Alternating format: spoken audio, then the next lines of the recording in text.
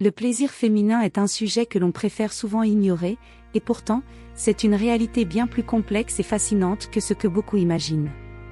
Saviez-vous que des millions de femmes dans le monde ne connaissent jamais un orgasme pendant leur rapport sexuel? Et pourtant, on parle si peu de ce qui se cache derrière ces variations de plaisir. Les femmes, malgré tout ce qu'on en dit, sont loin d'être simplement programmées pour avoir du plaisir. Leur expérience est influencée par des facteurs invisibles, souvent ignorés, qui vont bien au-delà de ce que vous croyez savoir. Des recherches sérieuses montrent que seulement 64% des femmes se disent satisfaites de leur vie sexuelle, bien en deçà des 85% des hommes. Dans cette vidéo, nous allons explorer ce qui fait vraiment varier le plaisir des femmes et briser ces mythes qui les entourent. Si vous êtes prêt à bousculer vos idées reçues et à enfin comprendre pourquoi le plaisir féminin reste si complexe, alors restez avec nous. C'est le moment d'en parler, sans filtre, sans tabou, et surtout, avec les faits en main. Saviez-vous que les hormones des femmes ne jouent pas seulement un rôle dans la reproduction, mais qu'elles dictent en grande partie leur plaisir sexuel? Prenons le cycle menstruel, par exemple. Chaque mois, les hormones des femmes fluctuent de manière incroyable, et ces variations influencent directement leur expérience sexuelle. Avant l'ovulation, juste avant que l'ovaire ne libère un ovule, les niveaux d'estrogène explosent, et c'est là que la libido féminine peut atteindre des sommets. Pourquoi? Parce que le corps se prépare à la possibilité de la reproduction, et ces hormones rendent la peau plus sensible, le désir plus intense et le plaisir potentiellement plus fort. C'est comme si le corps criait, c'est le moment d'avoir du sexe. Mais après l'ovulation, les niveaux d'estrogène chutent, et la libido peut s'effondrer, tout comme la sensibilité au plaisir. Cela peut être déstabilisant, mais c'est une réalité biologique à laquelle la plupart des femmes font face chaque mois. Mais ce n'est pas tout. L'impact des hormones sur la sexualité féminine ne se limite pas à l'ovulation. Pendant les règles, par exemple, de nombreuses femmes ressentent une baisse de la libido, et la douleur associée aux menstruations peut rendre le sexe plus difficile, voire désagréable. D'un autre côté, juste avant ou après les règles, certaines femmes connaissent un pic de désir sexuel, en raison d'un autre enchaînement hormonal. Ces fluctuations hormonales sont si puissantes qu'elles influencent chaque aspect du plaisir, de la lubrification à la sensibilité clitoridienne. La réalité, c'est que les femmes sont constamment influencées par des changements hormonaux qu'elles ne contrôlent pas. Et pourtant, très peu de gens en parlent. Ces variations sont souvent ignorées, minimisées, voire ridiculisées, alors qu'elles sont au cœur de l'expérience sexuelle féminine. Passons à la prochaine étape, les changements liés à l'âge. L'âge d'une femme ne détermine pas seulement la couleur de ses cheveux ou les rides sur son visage, il détermine aussi l'évolution de son plaisir. Oui, vous avez bien entendu, chaque étape de la vie d'une femme transforme profondément sa sexualité, parfois de manière choquante et inattendue. Commençons par la puberté. C'est le moment où tout bascule. Le corps se transforme, les hormones explosent, et soudainement, un monde de sensations nouvelles s'ouvre. La découverte de la sexualité devient inévitable, et parfois même envahissante. Les premières expériences sexuelles peuvent être excitantes, mais aussi déroutantes. La libido prend son envol, et les jeunes filles découvrent une sexualité qu'elles n'avaient jamais imaginée. Mais voilà le choc, tout ne se passe pas comme dans les films. Beaucoup de jeunes femmes se retrouvent perdues, stressées, et parfois incapables de vivre pleinement cette nouvelle dimension de leur existence, souvent parce qu'elles manquent d'éducation sexuelle ou sont confrontées à des attentes irréalistes. Puis, vient la grossesse et le postpartum. Là, l'histoire prend un autre tournant, et pas le plus agréable pour toutes. Durant la grossesse, les changements physiques sont énormes. Les seins gonflent, le ventre prend du volume, et les niveaux hormonaux bouillonnent. Pour certaines femmes, cela crée un pic de désir sexuel, une sorte de bouffée de chaleur hormonale. Mais pour d'autres, le corps qui change et la fatigue extrême rendent le plaisir de plus en plus difficile à atteindre. Et que dire du postpartum? Après l'accouchement, le corps ne se remet pas immédiatement, loin de là. La libido peut être en chute libre, et les douleurs vaginales ou la sécheresse intime rendent toute forme de sexualité une épreuve. En plus de cela, l'impact émotionnel du postpartum est énorme, ce qui peut sérieusement altérer la perception du plaisir. Il n'est pas rare que des femmes se sentent complètement déconnectées de leur propre corps et de leurs besoins. Enfin, La ménopause. C'est l'étape où les femmes perdent leur fertilité, mais c'est aussi le moment où la sexualité subit une transformation radicale. Les bouffées de chaleur et la baisse des niveaux d'estrogène affectent la libido, et la sécheresse vaginale devient un problème récurrent. Le plaisir, autrefois facile et spontané, peut se transformer en une quête difficile. Ce n'est pas un simple changement biologique, c'est une révolution silencieuse de la sexualité féminine. Pourtant, la société préfère souvent ignorer ce processus, laissant des femmes se débattre avec des problèmes intimes sans soutien ni compréhension. Ce que l'on ne vous dit pas, c'est qu'à chaque étape de la vie d'une femme, son corps et son désir se réinventent. Mais au lieu de la soutenir dans ce voyage intime, la société lui impose des normes, des attentes irréalistes, et souvent même des jugements. C'est un parcours semé d'embûches, un chemin semé de doutes, de frustrations et de découvertes que trop peu de gens osent aborder. Avant de continuer, si vous aimez ce contenu, laissez un pouce bleu et abonnez-vous pour ne rien manquer. Merci pour votre soutien. Continuons avec l'impact des traumatismes et de l'histoire personnelle. L'histoire personnelle d'une femme peut être un terrain de guerre silencieux qui déforme sa sexualité à jamais. Ce que l'on ne dit jamais assez, c'est que les traumatismes passés, qu'ils soient émotionnels, physiques ou psychologiques, laissent des cicatrices profondes qui modifient la manière dont elle vit son corps, ses désirs et son plaisir. Le passé n'est jamais vraiment passé quand il s'agit de sexualité. Les expériences de violence sexuelle, d'abus émotionnels ou de rejet peuvent créer des blocages terrifiants qui détruisent la capacité d'une femme à se connecter à son propre corps, à son plaisir et à sa sensualité. Une femme victime de violences sexuelles, par exemple, peut souffrir d'un traumatisme qui altère sa perception du sexe pour toute la vie. Elle peut se retrouver incapable de ressentir du plaisir, ou, pire, elle peut associer le sexe à la douleur, à la honte et à la peur.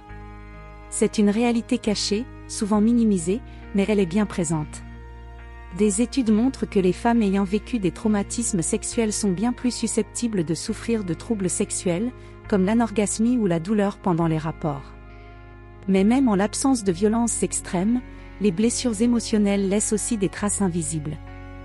Le rejet, les ruptures difficiles, les relations toxiques. Tous ces événements construisent une histoire personnelle qui façonne la sexualité d'une femme. Elle peut développer une peur de l'intimité ou une difficulté à se laisser aller, et cette déconnexion émotionnelle se traduit souvent par une incapacité à atteindre l'orgasme ou une diminution de la libido. Les femmes qui ont été trahies, qui ont souffert de relations abusives ou de désamour, peuvent éprouver une profonde difficulté à se reconnecter à leur corps et à leurs désirs. Mais voici la vérité choquante, aucune femme ne doit vivre avec cela en silence. L'impact de ces traumatismes ne doit pas être ignoré. Le soutien est essentiel.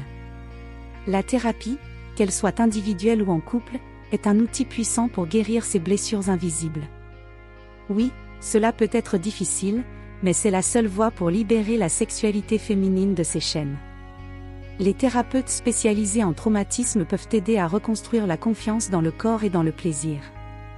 Les femmes ne doivent pas se laisser définir par leur passé, elles méritent de vivre une sexualité épanouie, et cela passe par l'acceptation de leurs blessures et leur guérison. Mais malheureusement, ce n'est pas ce que l'on vous dit. On vous cache la réalité brutale de l'impact des traumatismes sur la sexualité. On préfère détourner les yeux, ignorer les conséquences psychologiques sur le désir. Mais sans un véritable soutien, ces cicatrices invisibles continueront à définir, à restreindre et à déformer la sexualité des femmes, bien après que les blessures soient guéries sur le plan physique. Il est temps de briser un mythe. Vous croyez que tout se joue entre les draps, qu'une simple pénétration est suffisante pour faire monter le plaisir? Détrompez-vous. Le plaisir féminin ne commence pas au lit, il commence bien avant. Il commence dans l'atmosphère, dans les sensations, dans l'environnement. Et si cet environnement n'est pas propice, vous pouvez oublier l'orgasme. Les préliminaires ne sont pas une simple introduction, ce sont les fondations du plaisir. Elles ne sont pas là pour compléter l'acte sexuel, elles en sont l'essence même. Une femme ne peut pas simplement se mettre en mode plaisir en un instant. Non, elle doit d'abord être préparée, détendue, ouverte. Et cela, ça ne se fait pas en un claquement de doigts. Il faut du temps, de la patience, et surtout un environnement propice. C'est là que l'atmosphère entre en jeu. Il ne suffit pas d'allumer une bougie parfumée au hasard. L'environnement doit être soigneusement conçu pour détendre le corps et l'esprit. Les lumières tamisées, la musique douce, la chaleur d'une pièce agréable. Ce sont ces petits détails qui permettent à une femme de se sentir en sécurité, de lâcher prise, et de se connecter à ses sensations. Ces éléments créent une ambiance de confiance et d'intimité, permettant à son corps de se détendre et à son esprit de se libérer des tensions. Sans cela, le plaisir ne viendra tout simplement pas. Mais ce n'est pas tout. Les stimulations sensorielles jouent un rôle clé dans la création de cet environnement. La musique, par exemple, peut faire plus que mettre une ambiance romantique. Des études ont montré que la musique peut augmenter l'excitation sexuelle, améliorer l'humeur et créer un état d'esprit plus réceptif à l'intimité. Les odeurs aussi sont puissantes. Certaines senteurs, comme la lavande ou le jasmin, ont été prouvées pour réduire le stress et augmenter la relaxation. Mais bien sûr, ce n'est pas qu'une question d'odeur. La peau, le toucher, le regard, tout est interconnecté. Un simple baiser dans le cou, un regard tendre, une caresse douce peuvent déclencher une avalanche de sensations et ouvrir la porte à un plaisir inégalé. Ce que l'on ne vous dit pas, c'est que ces préliminaires ne sont pas optionnels. Ce sont des éléments essentiels pour permettre au corps féminin de répondre et de s'épanouir. Ne croyez pas qu'une femme puisse se déclencher comme un interrupteur, elle a besoin de cette préparation, de cette magie sensorielle pour que l'excitation monte. Si l'atmosphère n'est pas là, le plaisir n'arrivera pas. C'est aussi simple que ça. Passons à la prochaine partie, comment favoriser un plaisir épanouissant ? Voici une vérité brutale, tant de femmes vivent leur sexualité dans l'ignorance totale de leur propre corps. Oui, vous avez bien lu. La majorité des femmes n'ont aucune idée de ce qui se passe vraiment là-dedans, ce qui les empêche de découvrir ce qui pourrait réellement leur apporter du plaisir. Le véritable plaisir féminin n'est pas un mystère réservé à quelques privilégiés. Non, il est à la portée de toutes, mais encore faut-il savoir où chercher, savoir comment écouter son corps. L'éducation sexuelle est la clé, mais malheureusement, elle fait souvent défaut. On vous apprend vaguement comment éviter les maladies ou les grossesses non désirées, mais on ne vous apprend jamais vraiment comment comprendre et explorer votre propre désir. Comment connaître vos zones érogènes, comment savoir ce qui vous excite vraiment, comment ressentir et accepter vos besoins profonds. C'est une véritable lacune éducative, et les conséquences sont évidentes. De nombreuses femmes, même adultes, passent une grande partie de leur vie sans jamais avoir expérimenté un orgasme, simplement parce qu'elles ne savent pas comment leur corps fonctionne, ou qu'elles ont honte de l'explorer. Mais il n'est jamais trop tard pour commencer. Connaître son corps, c'est un acte fondamental, un acte de puissance personnelle. Cela signifie toucher, explorer, écouter. C'est comprendre où se trouvent vos zones de plaisir, savoir comment la stimulation clitoridienne peut être une clé essentielle pour beaucoup, mais aussi comment la stimulation interne, l'exploration de vos désirs et de vos fantasmes, peut ouvrir des portes insoupçonnées. La plupart des femmes ne connaissent même pas l'anatomie exacte de leur propre sexe, alors comment pourraient-elles en attendre quoi que ce soit ? Et puis il y a l'expérimentation. Il ne s'agit pas de suivre des règles ou des attentes imposées par la société ou par un partenaire, mais de prendre le temps d'essayer, de ressentir, de se découvrir. La sexualité ne doit pas être un fardeau, ni une performance. Elle doit être un terrain d'expérimentation, un lieu de liberté et de plaisir. Les femmes qui prennent le temps d'explorer leur propre corps, d'apprendre à s'exciter, à se détendre, à se lâcher, trouvent souvent une toute nouvelle dimension de plaisir. Mais il faut du courage. Il faut la volonté de sortir des sentiers battus, de ne pas avoir peur d'être curieuse et de se libérer des normes sociales qui nous disent ce qu'une femme doit ressentir.